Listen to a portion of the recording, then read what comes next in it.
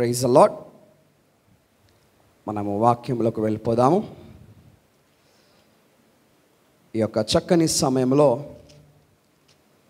మనము కొన్ని వారములుగా మనము న్యాయాధిపతుల గ్రంథములో నుండి న్యాయాధిపతుల గురించి మనము నేర్చుకుంటున్నాం కదా.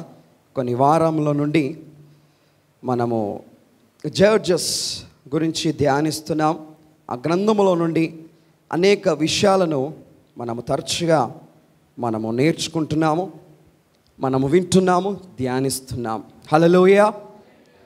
ప్రభువైన యేసుక్రీస్తు కృప ద్వారా దేవుడు మనందరినీ రక్షిస్తూ కాపాడుతూ ఇప్పటి వరకు ఆయన రెక్కల కింద భద్రపరిచి ఆయన మాటలు వినడానికి మరి పరిశుద్ధ ఆలయానికి మనందరినీ నడిపించాడు. హల్లెలూయా, హల్లెలూయా, ప్రైజ్ ది లార్డ్. ఈరోజు నేను చెప్పబోయే న్యాయాధిపతి పేరు ఏహూదు. ఈయన రెండవ న్యాయాధిపతి. మనము దెబోరా కంటే ముందు ఒత్నేల్ గురించి మనం నేర్చుకున్నాం. అనగా మనం ఆర్డర్లో మనం వెళ్తలేము కాబట్టి మనం ఒక్కొక్క న్యాయాధిపతుల గ్రంథం, ఒక్కొక్క న్యాయాధిపతి గురించి మనం నేర్చుకుంటున్నాం. చూడండి, ఒత్నేలు తర్వాత ఏహూదు న్యాయాధిపతి గురించి మనము నేర్చుకోబోతున్నాం. ఒత్నేల్ గురించి మనం నేర్చుకున్నాం, యెఫ్తా గురించి నేర్చుకున్నాం, గిదెయోను గురించి నేర్చుకున్నాం, అదేవిధంగా దెబోరా గురించి నేర్చుకున్నాం. ఈరోజు మనము ఏహూదు అనే న్యాయాధిపతి గురించి మనము నేర్చుకోబోతున్నాం. చూడండి నా ప్రియ సంగమా, ఇజ్రాయెల్ ప్రజల గురించి మనము తరచుగా మనం వింటున్నాం. ఏ విధంగా వాళ్ళు ప్రవర్తించారు, ఏ విధంగా దేవునికి వ్యతిరేకంగా నడిచారు, ఏ విధంగా దేవునికి ఆయాసకరమైన పనులు చేశారు. చెడు సహవాసము చేయొద్దంటే చెడు సహవాసం చేశారు, చెడు మార్గంలో నడిచారు. సంబంధాలను కలుపుకోవద్దంటే శత్రువులతోని సంబంధాలను కలుపుకున్నారు. భయంకరంగా దేవుని దృష్టికి దోషులై ఉంటున్నారు. చూడండి, దేవుని దృష్టికి దోషులై ఉంటున్నారు, భయంకరమైన పనులు చేస్తున్నారు. మోషే ధర్మశాస్త్రమును ఇస్తే ఆ ధర్మశాస్త్రాన్ని పక్కకు పెట్టి, చూడండి, యెహోషువ చాలా చక్కగా నడిపించాడు ఇజ్రాయెల్ ప్రజల్ని. కానీ ఆ ధర్మశాస్త్రాన్ని పక్కకు పెట్టి ఇష్టానుసారంగా ఇజ్రాయెల్ ప్రజలు నడుస్తున్నారు, ఇష్టానుసారంగా ప్రవర్తిస్తున్నారు ఈ యొక్క ఇజ్రాయెల్ ప్రజలు. చూడండి, యెహోషువ ఉన్నప్పుడు చాలా చక్కగా ఉండే. యెహోషువ ఇజ్రాయెల్ ప్రజల్ని నడిపించాడు. ఏదైతే మోషే మరి ఆ ధర్మశాస్త్రాన్ని ఇచ్చాడో దాన్ని కాపాడుతూ, దాన్ని రక్షిస్తూ, దేవుని మార్గంలో నడవాలి, నేను తప్ప వేరొక దేవుని లేను అనే ఆజ్ఞను పెట్టుకొని ఇజ్రాయెల్ ప్రజలను సరి అయిన మార్గంలో నడిపిస్తున్నాడు యెహోషువ. యెహోషువ ఉన్నప్పుడు ఇజ్రాయెల్ ప్రజలు ఎన్నో వాగ్దానాలు చేశారు. యెహోషువ ఉన్నప్పుడు దేవుని దృష్టికి దగ్గరగా ఉన్నారు ఇజ్రాయెల్ ప్రజలు. చూడండి, గొప్ప నాయకుడు యెహోషువ. ఆయన ఉన్నప్పుడు భయముతో, భక్తితో దేవుని నీడలో ఉన్నారు ఈ యొక్క ఇజ్రాయెల్ ప్రజలు. కానీ యెహోషువ చనిపోయిన తర్వాత ఆ దినములలో ఇజ్రాయెలుకు రాజు లేడు.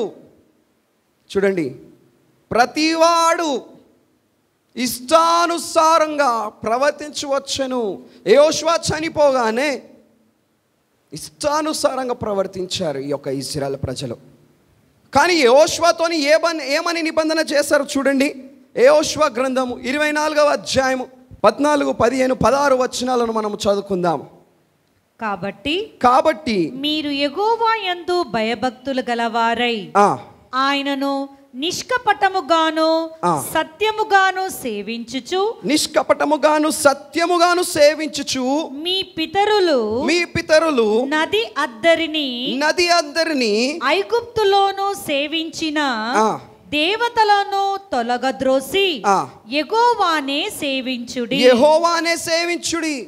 చూడండి 15వ వచనం, యెహోవాను సేవించుట యెహోవాను సేవించుట నీ దృష్టికి కీడను తోచిన ఎడల నీ దృష్టికి కీడని తోచిన ఎడల మీరు ఎవని సేవించెదరో నది అద్దరిని మీ పితరులు సేవించిన దేవతలను సేవించెదరో అమోరీయుల దేశమున మీరు నివసించుచున్నారే వారి దేవతలను సేవించెదరో నేడు మీరు కోరుకొనుడి. చూడండి, మీరు కోరుకోండి. మీరు అమోరీయుల దేవతలను మీరు సేవిస్తారా లేదా యెహోవా దేవుని సేవిస్తారా? ఇట్స్ అప్ టు యు, మీ ఇష్టము అని ఇక్కడ మనం చూస్తున్నాం. దాని కింది వచ్చినాం. మీరెవరిని సేవింప కోరినను, చూడండి, మీరు ఎవరిని సేవింప కోరినను నేనును నా ఇంటి వారును యెహోవాను సేవించెదమని అనెను. యెహోవాను సేవించెదము అని అనెను. యెహోషువ అంటున్నాడు, మీరు ఎవరినన్నా సేవించండి, కానీ నేనును నా ఇంటి వారును మాత్రము యెహోవాను సేవిస్తాము అని కట్టుగా యెహోషువ చెప్తున్నాడండి. అప్పుడు ఇశ్రాయేల్ ప్రజలు ఏమన్నారో చూడండి, 16వ వచనము. అందుకు ప్రజలు యెహోవాను విసర్జించి, చూడండి, యెహోవాను విసర్జించి ఇతర దేవతలను సేవించిన ఎడల మేము శాపగ్రస్తులము అగుదుము గాక. ఏమని మెన్షన్ చేశారు? మేము శాపగ్రస్తులము అవునుగాక. అండర్లైన్ చేసుకోవాలి. ఇశ్రాయేల్ ప్రజలు మెన్షన్ చేశారు, మేము ఆ విధంగా నడుస్తే, దేవునికి వ్యతిరేకంగా మేము ఉంటే మేము శాపగ్రస్తులము అవుతాము అని ఇశ్రాయేల్ ప్రజలు యెహోషువతోనన్నారు. యెహోషువ గ్రంథములో గొప్ప నాయకుడు కదా. కానీ యెహోషువ ముసలివాడైపోయాడు. Almost is about to dead. దాని తర్వాత ఇశ్రాయేల్ ప్రజలు ఏ విధంగా నటించారు చూడండి. న్యాయాధిపతుల గ్రంథము 11వ అధ్యాయము 12వ వచనము. ఇశ్రాయేలు ప్రజలు యెహోవా కనుల దృష్టికి మరి ఎంత భయంకరంగా నడుస్తున్నారు చూడండి. చదవండి, న్యాయాధిపతుల గ్రంథము 2nd chapter 11th 12th verse. ఇశ్రాయేలు యెహోవా కన్నుల ఎదుట, చూడండి, ఇశ్రాయేలు ప్రజలు యెహోవా కన్నుల ఎదుట కీడు చేసి ఐగుప్తు దేశములో నుండి వారిని రప్పించిన తమ పితరుల దేవుడైన యెహోవాను విసర్జించి బయలు దేవతలను పూజించి. చూడండి, యెహోవాకు కీడు చేస్తున్నారు. అక్కడనేమో మేము ఏం చెయ్యము అని సెలవిచ్చారు. యెహోషువ చనిపోగానే వీళ్ళు బయలుదేవతలకి పూజిస్తున్నారు, కీడు చేస్తున్నారు ఇశ్రాయేల్ ప్రజలు. దాని కింది వచనం. తమ చుట్టూ నుండి జనుల దేవతలలో ఇతర దేవతలను అనుసరించి వాటికి నమస్కరించి యెహోవాకు కోపము పుట్టించిరి. అక్కడనేమో మేము చేస్తే మాకు శాపగ్రస్తం వస్తుంది అని నిబంధన చేశారు ఈ ఇశ్రాయేల్ ప్రజలు. ఇక్కడనేమో యెహోవాకు కీడు చేస్తున్నారు. న్యాయాధిపతుల గ్రంథానికి వచ్చే లోపట నాయకుడు లేడు. యెహోవాకు కోపం వస్తుంది. ఇశ్రాయేల్ ప్రజలను చూస్తుంటే భయంకరంగా నడుస్తున్నారు, ఇష్టానుసారంగా ప్రవర్తిస్తున్నారు. అందుకోసమే న్యాయాధిపతుల గ్రంథములో మాటిమాటికి దేవుని దూత వాళ్ళని సరిచేసింది. 20 సార్లు దేవుని దూత అని రాయబడ్డది. 20 సార్లు మాటిమాటికి వాళ్ళను దర్శించి ఇశ్రాయేలు ప్రజలని సరిచేసినట్లు మనం చూస్తుంటాము. చూడండి నా ప్రియ సంగమా, ఒకానొకప్పుడేమో మేమేం చెయ్యము, ఏ తప్పులు చేయము, సహవాసం చేయము, సంబంధాలు కలుపుకోము అని చెప్పిన ప్రజలు మాట తప్పి ఇష్టానుసారంగా ప్రవర్తించడము ప్రారంభించారు. ఈ యొక్క ఇశ్రాయేలు ప్రజలు ఘోరమైన పాపాలు చేస్తున్నారు. యెహోవా దృష్టికి కోపము పుట్టిస్తున్నారు, కీడులు చేస్తున్నారు, దోషము చేస్తున్నారు. ఈ యొక్క ఇశ్రాయేలు ప్రజలు నమ్మకంగా ఉండలేరు, దేవునికి వ్యతిరేకంగా నడుస్తున్నారు ఈ యొక్క ఇశ్రాయేలు ప్రజలు. చూడండి, మోషే ధర్మశాస్త్రాన్ని పక్కగా పెట్టి పెడచౌన పెట్టి యెహోషువ నడిపించాడు. చూడండి, అవన్నీ మర్చిపోయారు. ఐగుప్తు దేశము నుండి వాళ్ళను విడిపించాడు దేవుడు. అవన్నీ మర్చిపోయి ఇష్టానుసారంగా ప్రవర్తించడము ప్రారంభించారు. ఈ యొక్క ఇజ్రాయెల్ ప్రజలు విడిచిపెట్టారు. ఇజ్రాయెల్ ప్రజలు విడిచిపెట్టారు దేవుణ్ణి. చూడండి, ఆ సమయంలో వాళ్ళకు రాజు లేడు, నాయకుడు లేడు. ఈ యొక్క న్యాయాధిపతుల గ్రంథంలో 350 చరిత్ర ఉంటుంది. 350 years చరిత్ర. చూడండి, వాళ్ళు దేవుని దృష్టికి బహు కోపము పుట్టించారు. దురాత్మ కార్యాలను చేశారు, కోపము పుట్టించే కార్యాలు చేశారు. చూడండి, అప్పుడు దేవుడు శత్రుల చేతికి అప్పగించాడు. అప్పగించిన తర్వాత వాళ్ళు సరిగా కావాలని అప్పగించిన తర్వాత కొన్ని రోజుల పాటు ఆ ఒక్క బానిసత్వంలో ఉండి తిరిగి ఇజ్రాయెల్ ప్రజలు దేవునికి మొరపెట్టగా మళ్ళీ యెహోవా వాళ్ళను కరుణించి మరొక న్యాయాధిపతులను ఎన్నుకుంటున్నాడు. న్యాయాధిపతిని ఎన్నుకొని తిరిగి వాళ్ళను విడిపిస్తున్నాడు. చూడండి, కొన్ని సంవత్సరాలు ప్రజలు నిమ్మలంగా శాంతిగా ఉంటున్నారు. మళ్ళీ తిరిగి సేమ్ పని, సేమ్ మిస్టేక్, ఒక సర్కిల్ అయిపోయింది.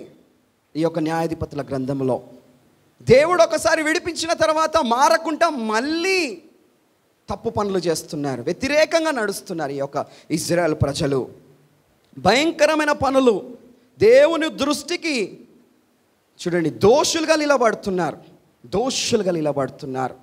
నా ప్రియ సంగమా, యెహోషువ కాలంలో మనం చూస్తే గొప్ప విజయాలను చూసాము.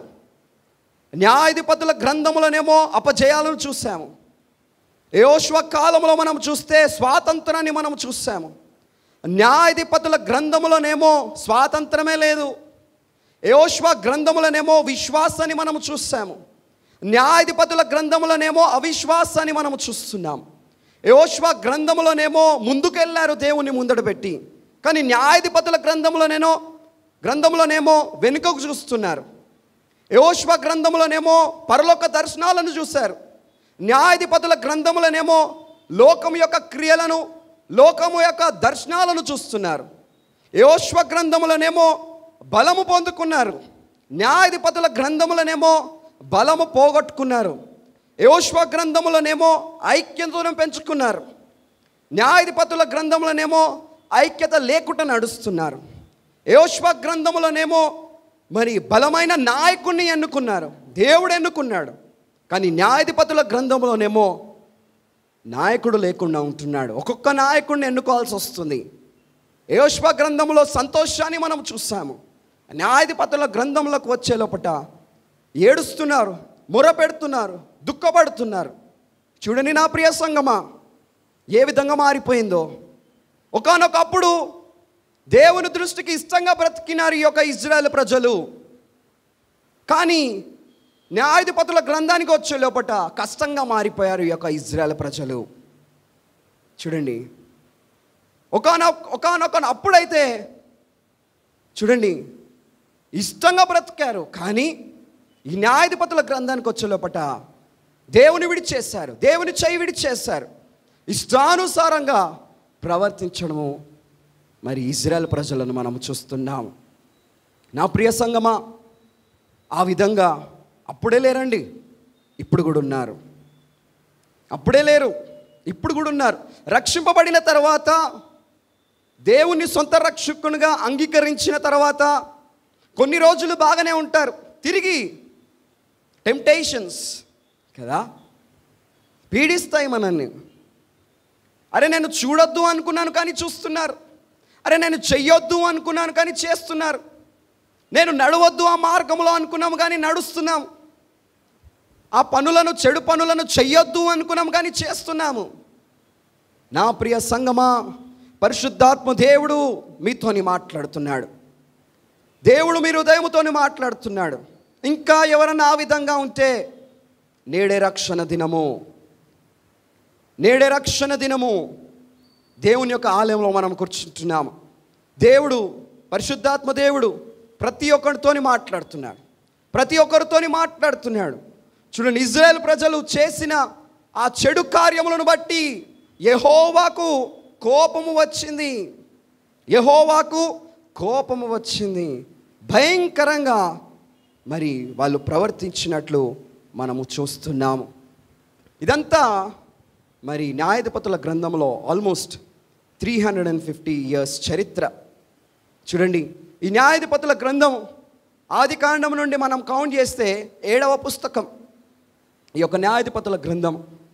చూడండి, ఈ గ్రంథంలో ఇజ్రాయెల్ ప్రజలు చేసిన దుష్ట కార్యములను బట్టి దేవుడు బహుగా బాధపడ్డాడు, కోపపడ్డాడు, శత్రువుల చేతికి అప్పగించాడు. తిరిగి న్యాయాధిపతులను ఎన్నుకొని వాళ్ళను విడిపించినట్లు మనం చూస్తుంటాం. చూడండి నా ప్రియ సంగమా, ఈరోజు మనము చూసుకునే న్యాయాధిపతి ఏహోదు. చూడండి, దేవుడు ఏ విధంగా ఎన్నుకున్నాడు ఈ యొక్క ఏహోదును ఈరోజు మనము వినబోతున్నాం. ఒత్నేలు మరణించిన తర్వాత 40 సంవత్సరాలు ఇజ్రాయెల్ ప్రజలు మరి ఏ యుద్ధాలు లేకుండా మరి క్షేమముగా మరి శాంతిగా సంతోషంగా ఉండే. దాని తర్వాత మరలా ఇజ్రాయెల్ ప్రజలు దేవుని దృష్టికి దోషులై ఉండిరి. చూడండి, ఆ వచనాన్ని మనం చదువుకుందాం. న్యాయాధిపతుల గ్రంథం 3వ అధ్యాయము 12వ వచనము. ఇజ్రాయేలు మరలా యెహోవా దృష్టికి దోషులైరి గనుక, చూడండి, మరలా యెహోవా దృష్టికి దోషులైరు గనుక, వారు యెహోవా దృష్టికి దోషులైనందున యెహోవా ఇజ్రాయేళ్లతో యుద్ధము చేయుటకు మోయాబు రాజైన ఎగ్లోనును బలపర్చెను. చూడండి, యెహోవా ఇజ్రాయేలును యుద్ధము చేయుటకు మోయాబు రాజైన ఎగ్లోనును బలపర్చెను. ఎవరిని బలపరుస్తున్నాడండి? ఎగ్లోనును. మోయాబు రాజైన ఎగ్లోనును బలపరుస్తున్నాడు. అనగా ఇజ్రాయెల్ ప్రజలు చేసిన తప్పు పనికి దేవునికి కోపం వస్తుంది. చూడండి, దోషులు అవుతున్నారు ఇజ్రాయెల్ ప్రజలు. అప్పుడు ఎగ్లోనును బలపరుస్తున్నాడు. మోయాబు రాజంట. మోయాబీలు అంటే మీకు అందరికీ తెలుసు కదా. మోయాబీలు లోతు సంతానము, అక్రమ సంబంధముగా వాళ్ళు ఉంటున్నారు కదా. ఈ మోయాబు సంతానము నుండి ఈ రాజు వచ్చాడు, ఎగ్లోను. చూడండి, మోయాబీలు తండ్రి బీజము. మోయాబు అంటే తండ్రి బీజము. ఈ భయంకరమైన సంతానము నుండి ఈ రాజు వచ్చాడు. ఆ రాజు పేరేం పేరు చెప్పాలి? ఎగ్లోను. ఎగ్లోనును బలపరుస్తున్నాడు దేవుడు. ఇజ్రాయెల్ ప్రజలకి బుద్ధి రావాలని ఎగ్లోనును బలపరుస్తున్నాడు.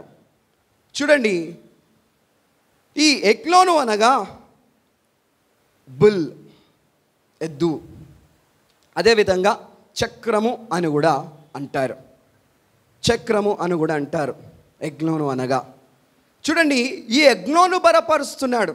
ఎందుకు బలపరుస్తున్నాడు అని అంటే, ఇజ్రాయెల్ ప్రజలని ఓడగొట్టి, చూడండి, ఆ ఖర్జూరపు చెట్టు పట్టణమును స్వాధీనపరచుకోవాలని, ఇజ్రాయెల్ ప్రజలకి బుద్ధి చెప్పాలని ఈ యొక్క దేవుడు ఎగ్లోనును బలపరుస్తున్నాడు. అమోనీయులను అదేవిధంగా అమాలికులను కూడా సమకూర్చాడు దేవుడు. చూడండి ఒక్కసారి అతడు ఏం చేస్తాడో మనం చూద్దాం. 13వ వచనం. అతడు అమోనీయులను అమాలేకీయులను సమకూర్చుకొని ఇజ్రాయెలును ఓడగొట్టి ఖర్జూర చెట్లు పట్టణమును స్వాధీనపరచుకొనెను. చూడండి, ఇజ్రాయెలును ఓడగొట్టాడండి. అతడు ఏం చేశాడు? ఇజ్రాయెలును ఓడగొట్టి ఆయన ఒక్కడే కాదు, అమాలికులను అమోనీయులను కూడా సమకూర్చుకున్నాడు. శత్రువులు ఒకటే కదా, వాళ్ళిద్దరిని కూడా కలుపుకున్నాడు. దొంగలు ఒకటే అంటారు కదా, సేమ్ ఇక్కడ కూడా మనం అదే చూస్తున్నాం. దొంగలు ఒకటే. అమాలికులను అమోనీయులను కూడా సమకూర్చుకొని ఇజ్రాయెలును ఓడగొట్టి ఖర్జూరపు చెట్టు పట్టణమును స్వాధీనపరచుకొనెను.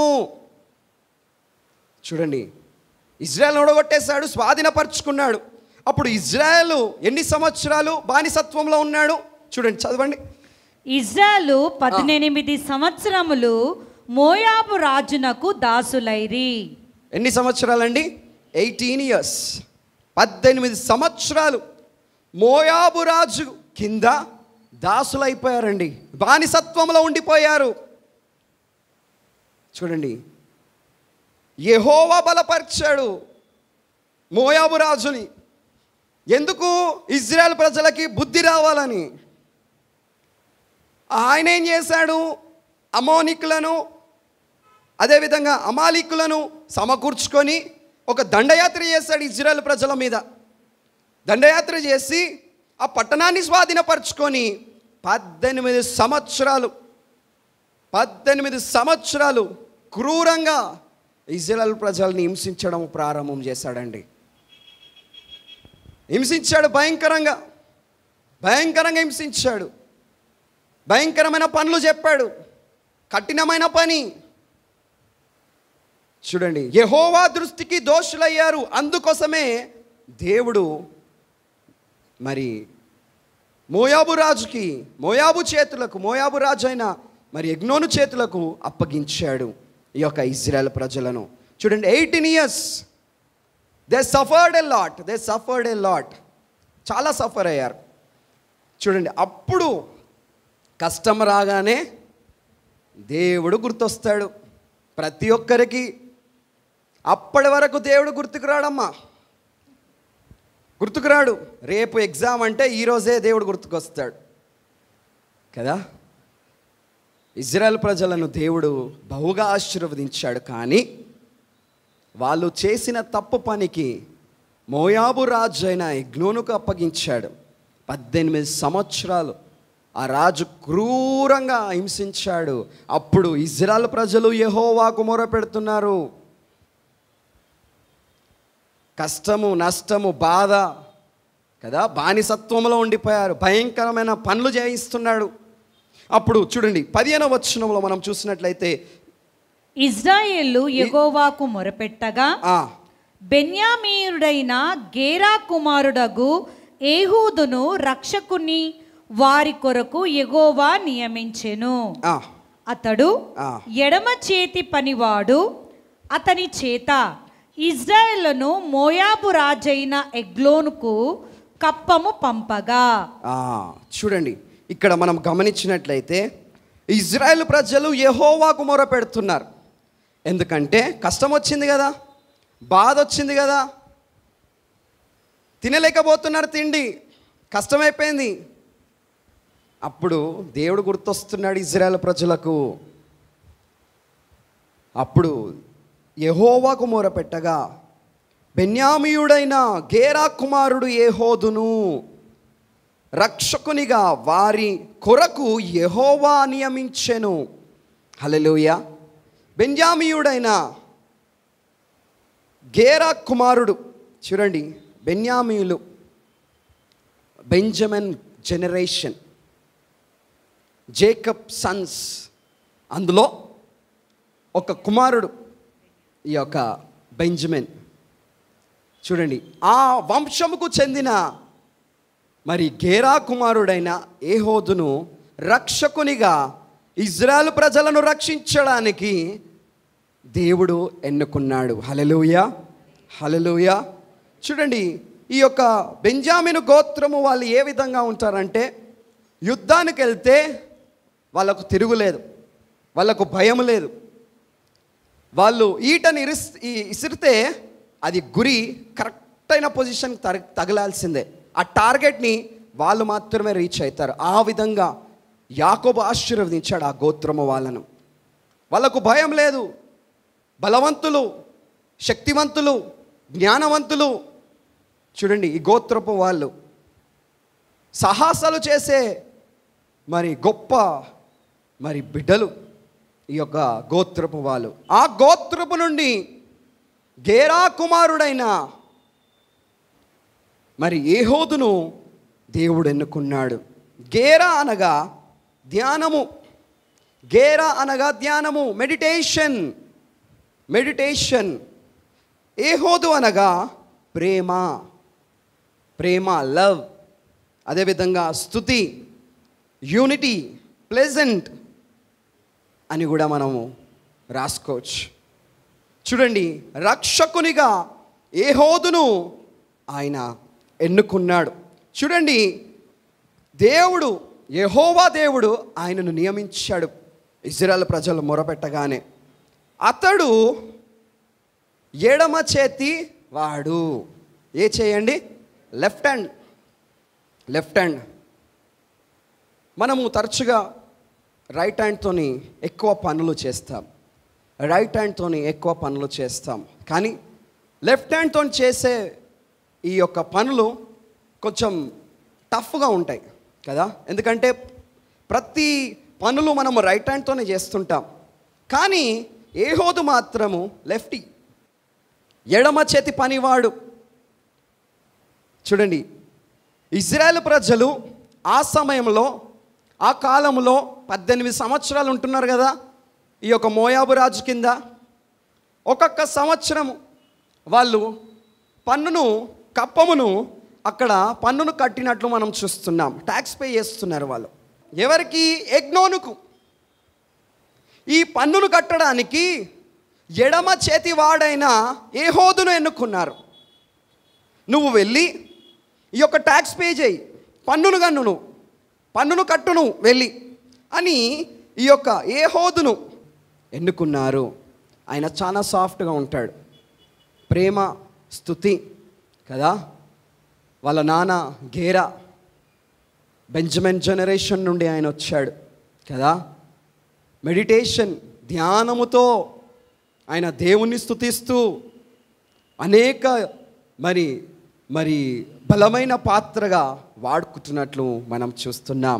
చూడండి, అప్పుడు ఈ యొక్క ఏహోదు పన్ను కట్టడానికి, ట్యాక్స్ పే చేయడానికి మరి ఎగ్నోను దగ్గరికి వెళ్ళి ట్యాక్స్ పే చేయమని అక్కడ ప్రజలు, నాయకులు లేదా అక్కడున్న ప్రజలు ఆయనతోని పంచుకుంటారు. అప్పుడు ఈయన సిద్ధపడి 18 సంవత్సరాలు ఉంటున్నారు కదా. ఈయన కూడా చూశాడు ఎన్ని కష్టాలు, బాధలు కదా, ఎన్నో ఇబ్బందులు. బానిసత్వంలో ఉన్నాడు కదా, ఈయన కూడా ఉన్నాడు వాళ్ళ మధ్యలో. ఈ యొక్క పన్ను కట్టడానికి ఆయన కూడా సిద్ధపడి మరి మోయాబు రాజు దగ్గరికి వెళ్దామని సిద్ధపడుతున్నాడు. మోయాబు రాజు దగ్గరికి వెళ్ళడానికి సిద్ధపడుతున్నాడు. ఏ విధంగా సిద్ధపడుతున్నాడు అంటే చాలా చక్కగా మాస్టర్ ప్లాన్ చేసుకున్నాడు. ఎంత చక్కగా మాస్టర్ ప్లాన్ చేసుకున్నాడంటే చూడండి, 16th 17th వర్స్. ఏహూదు 3 పొడవు గల 2 అంచుల కత్తిని చేయించుకొని, 3 పొడవు గల 2 అంచుల కత్తిని చేయించుకొని తన వస్త్రములో, చూడండి, తన వస్త్రములో తన కుడి తొడ మీద దానిని కట్టుకొని ఆ కప్పము మోయాబు రాజైన ఎగ్లోనునకు తెచ్చెను. ఆ ఎగ్లోను బహుస్థూలకాయుడు. స్థూలకాయుడు అంటే వెరీ బిగ్ ఫ్యాట్ పర్సన్, లావురాజు కదా. ఫ్యాట్ పర్సన్, ఫ్యాట్ కింగ్, స్థూలకాయుడు, చాలా లావు ఉండే వ్యక్తి. చూడండి, చాలా లావు ఉండే వ్యక్తి. ఆయన దగ్గరికి ఏహోదు మంచిగా మాస్టర్ ప్లాన్ చేసుకున్నాడు. ఏ విధంగా మాస్టర్ ప్లాన్ చేసుకున్నాడంటే, ఇన్ని సంవత్సరాలు భరించలేకపోతున్నాం ఈయనతోని, ఈయన పెట్టే కష్టాలను చూసి భరించలేకపోతున్నామని మాస్టర్ ప్లాన్ చేసుకున్నాడు. ఏ విధంగానంటే 2 అంచుల కత్తిని తయారు చేసుకున్నాడు. మంచిగా షార్ప్ చేసుకొని ఆ ఖడ్గాన్ని తయారు చేసుకొని, ఆయన లెఫ్ట్ హ్యాండ్ కదా, ఆయన ఏం చేసుకున్నాడంటే రైట్ తొడ మీద పెట్టుకున్నాడు. ఎక్కడ పెట్టుకున్నాడు? కుడి తొడ మీద. చూడండి, వస్త్రము కింద ఆయన దానిని కట్టుకొని ఎంత చక్కగా ప్లాన్ చేసుకున్నాడు చూడండి. ఆ బాధను భరించలేక ఈ రాజును లేపేద్దామనేసి చూడండి, కుడి తొడ మీద ఆ వస్త్రము కింద కత్తిని పెట్టుకున్నట్లు మనము చూస్తున్నాం. చాలా షార్ప్ చేసుకున్నాడు కత్తిని.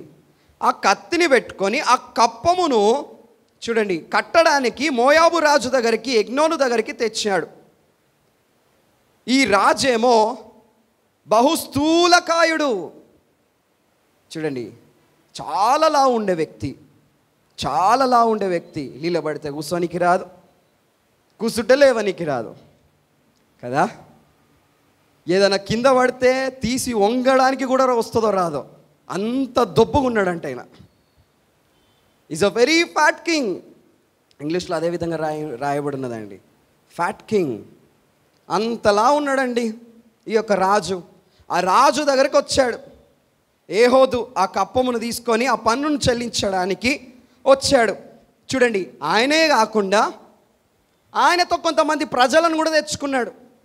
ఎందుకంటే అప్పుడు ఆన్లైన్ ట్రాన్సాక్షన్సే కానీ లేదా మీ సేవలు కానీ కదా లేవు కదా. డైరెక్ట్ రాజు దగ్గరకు వచ్చి చెల్లించాలి కదా. ఆ సేవకుల ముందట, ఆ మినిస్టర్స్ దగ్గర, ఆ దేశం నుండి వచ్చి డైరెక్ట్ చెల్లించాలి. ఆ విధంగా ఈ యొక్క ఏహోదు ఏం చేస్తాడంటే కొంతమందిని ఎంట పెట్టుకొని వచ్చాడు పన్నును కట్టించడానికి. కొంతమందిని పెట్టుకొని వచ్చాడు. చూడండి 18th verse. ఏహూదు ఆ కప్పము తెచ్చి ఇచ్చిన తర్వాత కప్పము మోసిన జనులను వెళ్ళనంపి. చూడండి, ఇచ్చిన తర్వాత ఆ ప్రజలు, ఆ జనులు వెండిని తీసుకొచ్చారు, బంగారాన్ని తీసుకొచ్చారు, డబ్బులను తీసుకొచ్చారు. అప్పుడు ఏం చేస్తారు, ఆయన ఏం చేస్తాడు, మీరందరూ బయటికి వెళ్ళండి, మీరు ఇచ్చారు కదా, మీరు బయటికి వెళ్ళండి, నాకు రాజుతోని కొంచెం పని ఉన్నదయ్యా, మీరు బయటికి వెళ్ళండి, రాజుతోని నేను కొన్ని మాటలు మాట్లాడుకోవాలి అని వాళ్ళ ఆ జనులను అందరినీ ఏం చేస్తాడు, ఆయన పంపించేశాడు.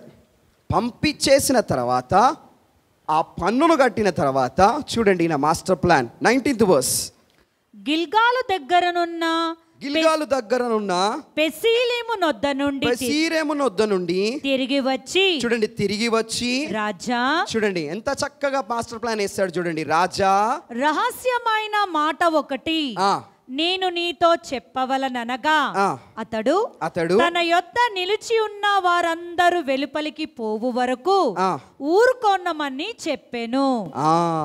చూడండి ఎంత చక్కగా మాస్టర్ ప్లాన్ వేస్తాడు. నీకు ఒక రహస్యమైన మాటను చెప్పాలి రాజా, నేను నా జనులను పంపించేశాను, నీకు ఒక సీక్రెట్ నేను చెప్పాలి, అది నీకు మాత్రమే చెప్పాలి, నీ పక్కనున్న సైనికులకే కానీ లేదా పనివారికి కానీ వినిపించొద్దు ఆ రహస్యమైన మాటను.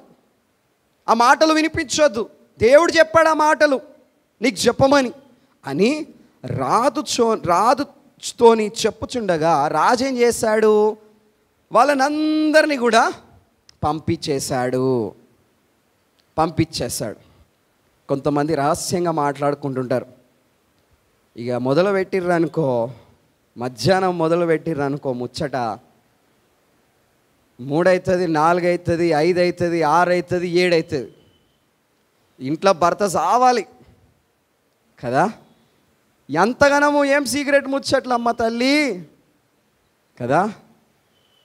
ముచ్చట్లు ఏం ముచ్చట్లో ఏందో మాట్లాడుతూనే ఉంటారు. బాబా సడన్గా ఎవరైనా వచ్చిరనుకో, ఏ సీక్రెట్ నేను మాట్లాడు, పోండి కదా. రహస్యమైన మాటలు, అరే వెళ్ళండి కథమిగా దర్వాజా బంద్, గొల్లం పెట్టేసారు. చూడండి, ఇక్కడ కూడా ఏహోదు రాజు దగ్గరకు వచ్చి నీకు రహస్యమైన మాట చెప్పాలి, నీ పక్కనున్న సేవకులను పంపించేసాయి, పనివారిని పంపించేసాయి, నీకు మాత్రమే చెప్పాలి అని ఏహోదు చెప్పగానే మోయాబు రాజైన ఎగ్లోను ఆయన మాట విని అందరినీ పంపించేశాడు. చూడండి, దేవుని మాట కదా, ఏందో ఆ రహస్యమైన మాట, ఆశీర్వాదం వస్తుందో లేదా ఇంకా ధనం వస్తుందో కదా అని ఆయన బాధ ఆయనకి. కానీ ఈ యొక్క ఏహోదు వేసిన మాస్టర్ ప్లాను మోయాబు రాజుకు అర్థం అవ్వట్లేదు. పనివారు, ఆయన దగ్గర ఉన్న సేవకులు అందరూ బయటికి వెళ్ళిపోయారు. వెళ్ళిపోయిన తర్వాత చూడండి 20వ వచనం. ఏహూదు అతని దగ్గరకు వచ్చినప్పుడు అతడు ఒక్కడే చల్లని మేడ గదిలో కూర్చుండిను.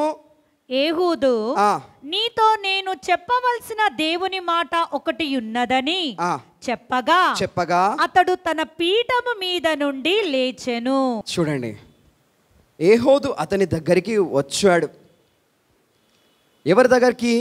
రాజు దగ్గరికి. ఏం పేరు ఆ రాజు పేరు? చెప్పాలా? ఏం పేరు? ఎగ్లోను. ఆ రాజు దగ్గరికి వచ్చి చూడండి, ఆ రాజు ఎక్కడ కూర్చున్నాడంటే చల్లని మేడ గది మీద కూర్చున్నాడు. ఇక మన భాషలో అంటే ఏసీ కింద కూర్చున్నాడు, కూలర్ కింద కూర్చున్నాడు కదా. చల్లని మేడ గది మీద కూర్చున్నాడు. రాజు కదా, రాజు కదా, ఆయన కొరకు చేయించుకున్నాడు. ఆ చల్లని మేడ గది మీద కూర్చొని ఈ యొక్క ఏహూదు ఆయన దగ్గరకు వచ్చి, దేవుడు నీకు ఒక మాట చెప్పమన్నాడు రాజా, దేవుడు నీకు ఒక మాట చెప్పమన్నాడు అని చెప్పగానే ఆ రాజు ఏం చేశాడంటే లేచి నిలబడ్డాడు. దేవుడు ఏ మాట చెప్పాడో అని ఆశ్చర్యపోయి లేచి నిలబడ్డాడు. భారీ శరీరం కదా, భారీ శరీరము. దేవుని మాట వినడానికి ఆయన ఆసక్తి చూపిస్తున్నాడు. లేచి నిలబడ్డాడు. చూడండి, ఏహూదు మాస్టర్ ప్లాన్ ఇంకా అర్థం అవ్వట్లేదు రాజుకి, ఇంకా అర్థం అవ్వట్లేదు. అప్పుడు ఏం చేశాడు తెలుసా ఈ యొక్క ఏహూదు? చదవండి అక్క. అప్పుడు ఏహూదు తన ఎడమ చేతిని చాపి చూడండి, తన కుడి తొడ మీద నుండి ఆ కత్తి తీసి కడుపు మీద అతన్ని పొడిచెను. అబ్బా, చూడండి, ఎడమ చేతిని చాపి ఎక్కడ చాపాడు? తొడ మీద, కుడి తొడ మీద. ఆ వస్త్రము కింద ఉన్న కత్తిని తీశాడు ఏహూదు. కత్తిని తీసి ఆ పొట్టలో కుచ్చుడు గుచ్చాడండి. కుచ్చుడు గుచ్చాడు ఆ పొట్టలో. భారీ శరీరం కదా, చాలా తేజుగా ఉన్నది ఆ కత్తి. 2 అంచులంట కత్తి, మెన్షన్ కూడా చేశాడు. ఆ పొట్టలో గుచ్చగానే ఆ కత్తి ఇరకపోయింది. చూడండి, ఆ పొట్ట చుట్టంతా కొవ్వు రాజుకి. భారీ శరీరం కదా. చూడండి, ఆ విధంగానే రాయబడి ఉన్నదండి. చూడండి, చదవండి అక్క, 22nd verse. పిడియును కత్తి వెంబడి దూరగా. చూడండి, పెడియును అనగా, పెడియును అంటే హ్యాండిల్. ఈ హ్యాండిల్ కత్తి వెంబడి దూరగా కొవ్వు. చూడండి, కొవ్వు కత్తి పైని కప్పుకొనినందున, బా, కత్తిపై కప్పుకొని పోయిందంట ఈ కొవ్వు. అతని కడుపు నుండి కత్తిని తీయలేకపోయాను. అబ్బా బాబోయ్, ఎంత భయంకరంగా ఉండదండి. ఆ కత్తిని ఏహూదు నిలబడగానే బహుశా ఎట్లా కూర్చుండో, ఇట్లా నిలబడితే కిందికెళ్ళి కూర్చుండి అనుకుంటా నాకు తెలిసి కదా, కడుపులోకి. అది నేరుగా కడుపులోకే కూర్చుకోపోయింది. ఆయన మాస్టర్ ప్లాన్ చూడండి, ఆ కత్తి చుట్టూ మొత్తము కొవ్వు పేర్చుకుపోయింది. అనగా ఆ కింది భాగం అంతా కొవ్వు ఉన్నది కదా, లావుగా ఉన్నాడు కదా, భారీ శరీరం కదా. ఆ కత్తి లోపటి ఇరికిపోయింది, తీయలేకపోతున్నాడు. చూడండి, తీయలేకపోతున్నాడు అంటే ఏహూదు. అంటే ఎంత కొవ్వు ఉన్నదో రాజుకి కదా, ఎంత కొవ్వు ఉన్నదో. మంచిగా ఏసీ కింద కూర్చున్నాడు, ఫ్యాన్ కింద కదా, మంచి కూర్చున్నవాడిని ఏహూదు వచ్చి దేవుని మాట ఉన్నది, నేను ఒకటి చెప్తానగానే దిగ్గున లేచి నిలబడ్డాడు. నిలబడగానే ఆ కత్తిని తీసి ఎడమ చేతి నుండి కూర్చాడు పొట్టలో. కూర్చగానే ఆ కత్తిని కూడా తీయలేకపోతున్నాడు. అంత మరి భయంకరంగా కూర్చున్నట్లు మనం చూస్తున్నాం. ఒక్కసారి మనము జస్ట్ మనం వెజిటేబుల్స్ కట్ చేస్తుంటే ఇట్లా జస్ట్ కట్ అయితేనే మనకి చాలా పెయిన్ అవుతుంది కదా. కానీ ఏహూదు ఎంత గట్టిగా కూర్చుంటాడు కదా. అప్పుడు ఆ కత్తి వెనుక నుండి బయటికి వచ్చేసిందండి. ముంగడి నుంచి కూర్చుతే వెనుక నుండి బయటికి వచ్చేసింది ఆ కత్తి. అంత బలంగా కూర్చాడు ఎడమ చేతితో. చూడండి, కూర్చగానే చూడండి 23rd verse. అది వెనుక నుండి బయటికి వచ్చి ఉండెను. అప్పుడు ఏహూదు పంచపాలిలోనికి బయలు వెళ్ళి తన వెనుకను ఆ మేడ గది తలుపు వేసి గడియ పెట్టెను. అతడు బయలు వెళ్ళిన తర్వాత ఆ రాజుదాసులు లోపలికి వచ్చి చూడగా ఆ మేడ గది తలుపులు గడియలు వేసియుండెను గనక వారు అతడు చల్లని గదిలో శంకానివర్తి పోయి ఉన్నాడు అనుకొని, అప్పుడు ఈ యొక్క ఏహోదు ఏం చేస్తాడంటే ఇమ్మీడియట్గా డోర్ క్లోజ్ చేసి రూఫ్ ఛాంబర్ మీద మరి ఆయన వెళ్ళిపోయి ఆ రూఫ్ మీదకి వెళ్ళిపోయి ఆ గది మీదకి వెళ్ళిపోయి లాక్ చేశాడు. మరి గది మరి పెట్టేశాడు, గొల్లం పెట్టేసి ఆయన తిన్నగా జారుకున్న తర్వాత అక్కడున్న సర్వెంట్స్ పనివారు వాళ్ళందరూ ఆ డోర్ దగ్గరకు వచ్చారు. ఆ దర్వాజా దగ్గరకు వచ్చి ఆ రూఫ్ దగ్గరకు వచ్చి, అరే ఇది లాక్డ్ ఉన్నది కదా, మన రాజుగారు మరి చల్లని గది కింద కదా, ఆ మేడ గది కింద నిద్రలో ఉన్నాడేమో, ఆయన ఏం మాట్లాడుతున్నాడో, ఏదో కాన్వర్జేషన్ నడుస్తుంది అని ఈ యొక్క మరి సేవకులు పనివారులు వీళ్ళందరూ బయట నిలబడి చూస్తున్నారు. ఏహోదు మాత్రము చంపేశాడు, గొల్లం పెట్టేసి ఆయన వెళ్ళిపోయిన తర్వాత మరి అక్కడున్న సర్వెంట్స్ అందరూ పనివారందరూ చెక్ చేయడము ప్రారంభం చేశారు. వీళ్ళందరూ కనిపెడుతున్నారు, ఏం చేస్తున్నాడు రాజు, మా యజమానుడు ఏం చేస్తున్నాడు, బహుశా పండుకున్నాడేమో, చాలా చక్కగా వాడుకున్నాడేమో, డిస్టర్బ్ ఎందుకు చేయడం అనేసి కొంచెం సేపు వెయిట్ చేశారు. ఒక 10 నిమిషాలు వెయిట్ చేశారు. అరే డోర్ ఓపెన్ అవ్వట్లేదు. చూడండి, మళ్ళీ కొంచెం సేపు వెయిట్ చేశారు. గంట అయిపోయింది, 2 గంటలైంది, 3 గంటలైంది. చూడండి, కనిపెట్టడము ప్రారంభం చేశారు. అరే డోర్ తెరుస్తలేడేంటి, అంత మాత్రం నిద్రలో ఉన్నాడా అని చూడడము కనిపెట్టడము ప్రారంభం చేశారు. అప్పుడు అక్కడున్న పని వాళ్ళందరూ ఏం చేశారంటే అనుమానం వచ్చేసింది, ఏదో జరిగింది అని అనుమానం వచ్చి వీళ్ళందరూ ఏం చేశారంటే ఆ డోర్ని లాక్ ఓపెన్ చేసి చూద్దాం ఏమైందో అని త్వరగా ఆ తాళపు చెవి తీసుకొచ్చి ఆ గదిని ఓపెన్ చేశారు. రాజు ఉండే గదిని ఓపెన్ చెయ్యగానే వారి యజమానుడు ఏమైపోయాడు, చనిపోయాడు, నేల మీద పడిపోయాడండి. చూడండి, నేల మీద పడిపోయి ఉన్నాడు. ఆ లాక్ ఓపెన్ చేయగానే అక్కడున్న పని వాళ్ళందరూ యజమానును చూసి రాజును చూసి ఆశ్చర్యపడ్డారు. ఎలా జరిగింది ఇది? చూడండి, ఏహోదు చంపి గదికి గొల్లం పెట్టి వెళ్ళిపోయినట్టు వాళ్ళకు అర్థమైపోయింది. చూడండి, అక్కడ పని వాళ్ళందరూ ఆశ్చర్యపడిపోయారు. అయ్యో మా రాజు చనిపోయాడు. చూడండి, చనిపోయాడండి, నేల మీద పడిపోయాడు. చూడండి, ఏహోదు కూర్చిన ఆ కత్తిపోటుకు మరి మోయాబు రాజు నేల మీద పడి చనిపోయాడు. అప్పుడు చూడండి, అప్పుడు 26th verse, వారు తడువు చేయుచుండగా ఏహూదు తప్పించుకొని పెసీలీమును దాటి షేయారుకు పారిపోయెను. అతడు వచ్చి ఎఫ్రాయిముల కొండలో బూరను ఊదగా, ఎఫ్రాయిము కొండలోకి వచ్చేసాడు. ఆయన పారిపోయి ఆయనను కుచ్చి రాజును చంపేసి ఎఫ్రాయిము కొండలకు బూరను ఊదుతున్నాడు. ఇజ్రాయేలు మన్య ప్రదేశము నుండి దిగి అతని యొద్దకు వచ్చిరి. మన్య ప్రదేశము నుండి దిగి అతని దగ్గరికి ఇజ్రాయేల్ ప్రజలు వచ్చేసారు.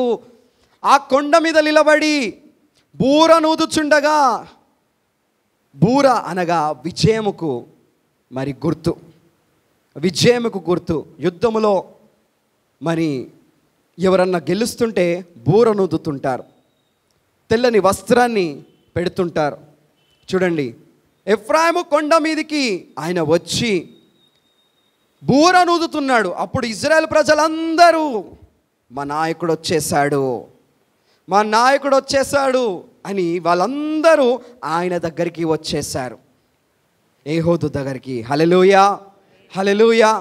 చూడండి, ఆయన దగ్గరికి రాగానే అతడు ఏమంటున్నాడంటే, చూడండి 28th verse, అతడు వారికి ముందుగా సాగి వారితో, నా వెంబడి త్వరగా రండి, మీ శత్రువులైన మోయాబీలను యెహోవా మీ చేతికి అప్పగించుచున్నాడనెను. కాబట్టి వారు అతని వెంబడి దిగివచ్చి మోయాబీయుని ఎదుట యోర్దాను రేవులను పట్టుకొని ఎవనిని దాటనీయలేదు. హల్లెలూయా.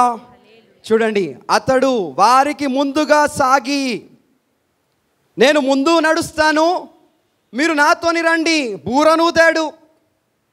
విజయానికి గుర్తుగా ఇజ్రాయెల్ ప్రజలందరూ వచ్చేసారు. నేను ముందు నడుస్తుంటాను, మీరందరూ నాతోనే నడవండి. ఏ శత్రువులు వచ్చినా వాళ్ళని నిర్మూలన చేసేద్దాం, దేవుడు మనతోనున్నాడు అని ఈ యొక్క ఏహోదు ఇజ్రాయెల్ ప్రజలతోని చెప్తున్నాడండి. హల్లెలూయా, హల్లెలూయా. ఎవరు వచ్చినా, ఏ శత్రువు వచ్చినా మీ ముంగట నేను ఉంటాను. దేవుడు నన్ను పెట్టాడు ఇక్కడ, దేవుడు నన్ను నడిపించాడు, మిమ్మల్ని కాపాడడానికి దేవుడు నన్ను ఎన్నుకున్నాడు అని ఇజ్రాయెల్ ప్రజలను తోని మాట్లాడి, నేను ముందుగా నడుస్తాను, మీరు వెనుకల మీరు నడవండి అని ఇజ్రాయెల్ ప్రజలతోని చెప్పడం జరిగింది. చూడండి, అప్పుడు శత్రువులు వచ్చుచుండగా వాళ్ళని ఎంతమందినో చంపారో తెలుసా? చూడండి, ఆ కాలమున వారు మోయాబీలలో బలము గల శూరులైన పరాక్రమశాలులను 10,000 మందిని చంపిరి. చూడండి, ఎంతమందిని చంపారు? 10,000 మందిని చంపిరి. ఒక్కడునూ తప్పించుకొనలేదు. చూడండి, ఒక్కడు కూడా తప్పించుకోలేదండి. చూడండి, అక్కడ గమనించినట్లయితే యెహోదు ముందు నడుస్తున్నాడు, ఇజ్రాయెల్ ప్రజలు వస్తున్నారు. వచ్చుచుండగా మోయాబీలు ఎంతమంది ఉన్నా వాళ్ళని అందరిని నిర్మూలన చేసేస్తున్నారు, చంపుకుంట వెళ్ళిపోతున్నారు. ఒకానొకప్పుడు మోయాబు రాజు కింద ఉన్నారు ఇజ్రాయెల్ ప్రజలు. ఇప్పుడు దేవుడు మోయాబీలను ఇజ్రాయెల్ చేతికి అప్పగించారు. చూడండి, రివర్స్ అయిపోయింది కదా. అప్పుడేమో వీళ్ళు బానిసత్వముగా ఉన్నారు మోయాబు రాజు కింద. ఇప్పుడేమో దేవుడు యెహోవా ఏం చేస్తున్నాడంటే వీళ్ళ చేతికి అప్పగించి మీకు గొప్ప విజయం ఇచ్చాడు కదా.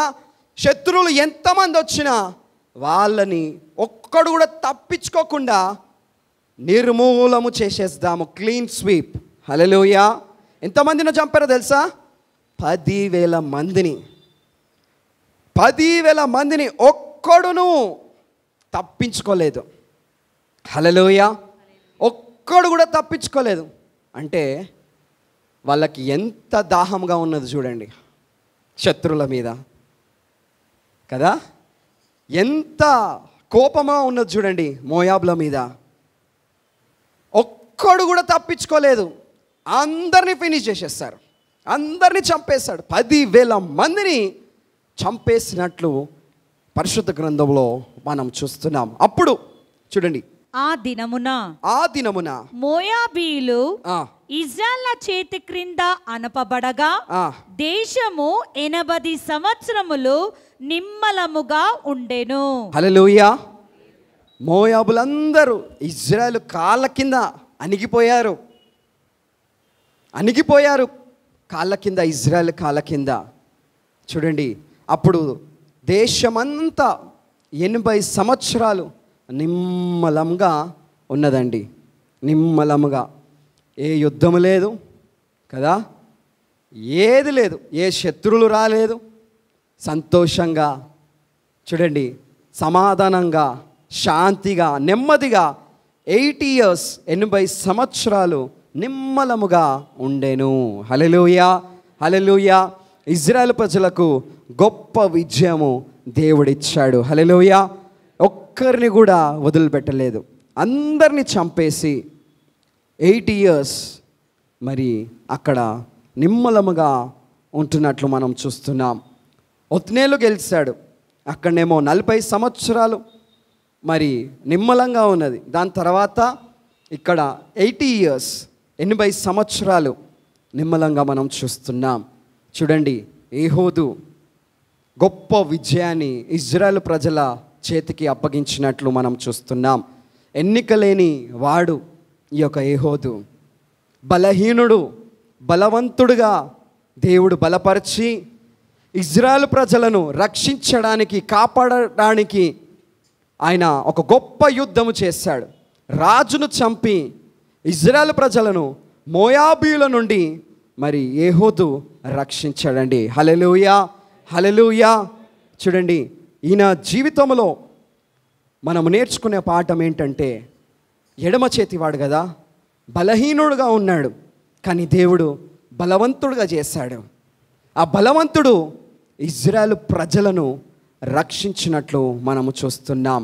మన జీవితంలో కూడా ఆ రెండంచుల కత్తిని మనం పట్టుకోవాలి. ఏంటిది ఆ కత్తి? పరిశుద్ధ గ్రంథము. హల్లెలూయా, పరిశుద్ధ గ్రంథం. ఆ రెండంచుల ఖడ్గాన్ని మనము కూడా పట్టుకోవాలి. నీవు బలహీనుడుగా ఉంటున్నావేమో, ఆ ఖడ్గాన్ని పట్టుకుంటే, పరిశుద్ధ గ్రంథాన్ని పట్టుకుంటే బలవంతుడుగా నువ్వు మారుతావు. హల్లెలూయా. వాక్యము చేత దేవుడు నిన్ను బలపరుస్తాడు. వాక్యము చేత దేవుడు నీకు ధైర్యాన్ని ఇస్తాడు. వాక్యము చేత దేవుడు నీకు గొప్ప విజయాలను ఇస్తాడు. హల్లెలూయా. ఆ రెండంచుల ఖడ్గాన్ని నువ్వు ఎప్పుడైతే పట్టుకొని చదవడం ప్రారంభిస్తావో, నీ జీవితంలో గొప్ప కార్యాలు దేవుడు జరిపిస్తాడు. ఏ విధంగానైతే ఏహోదు మరి గొప్ప విజయాన్ని పొందుకున్నాడో, ఇజ్రాయెల్ ప్రజలు ఏ విధంగానైతే గొప్ప విజయాన్ని పొందుకున్నారో, సేమ్ అదే విధంగా మీ జీవితంలో కూడా దేవుడు గొప్ప విజయము ఇచ్చునుగాక. హల్లెలూయా, హల్లెలూయా. దేవుడి వాక్యాన్ని దీవించి ఆశీర్వదించునుగాక.